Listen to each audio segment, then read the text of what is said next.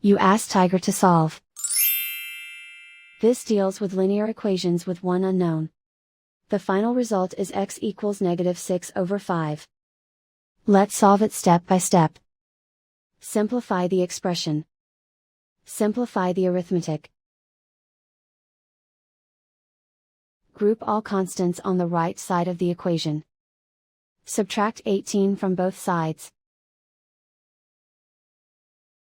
Simplify the arithmetic.